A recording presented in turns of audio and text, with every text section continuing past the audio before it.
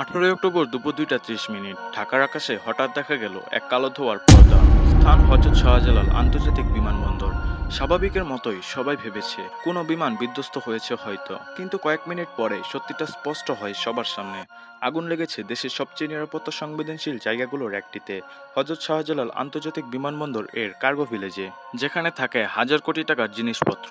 এই আগুনের সূত্রপাত হয় এই কার্গো ভিলেজের ভিতর থেকে। কিন্তু প্রশ্ন হলো, এত টাইট সিকিউরিটি থাকা সত্ত্বেও কিভাবে আগুন লাগলো? ধারণা করা হয় কার্গো ভিলেজের মধ্যে থাকা কিছু রাসায়নিক পদার্থের সংমিশ্রণে এই আগুনের সূত্রপাত হয়। এই আগুনের ভয়াবহতা এতটাই বেশি ছিল, যার কারণে ফায়ার সার্ভিসের রেস্কিউ টিমের সদস্যরাও এর ভিতরে যেতে ভয় পাচ্ছিল। পরে ফায়ার সার্ভিসের প্রায় 36টি ইউনিট সহ নৌবাহিনী এবং বিমান বাহিনীর সহযোগিতার মাধ্যমে এই আগুনকে কন্ট্রোলে আনা হয়। এই আগুনের ফলে ঢাকা বিমানবন্দর থেকে যে বিমানগুলো টেক অফ করার কথা ছিল সেগুলো আর টেক অফ করেনি।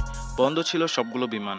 যে প্লেনগুলো ঢাকা বিমানবন্দরে রানওয়েতে ল্যান্ড করার কথা ছিল সেগুলোকে চট্টগ্রাম শাহ বিমানবন্দরে ল্যান্ড করানো হয়। এটা সত্যিই একটা ভয়াবহ এবং মর্মান্তিক ঘটনা। কিন্তু একটা প্রশ্ন তো থেকেই যায়, এটা কি আসলে কোনো রাসায়নিক পদার্থের কারণে হয়েছে নাকি কোনো ষড়যন্ত্র?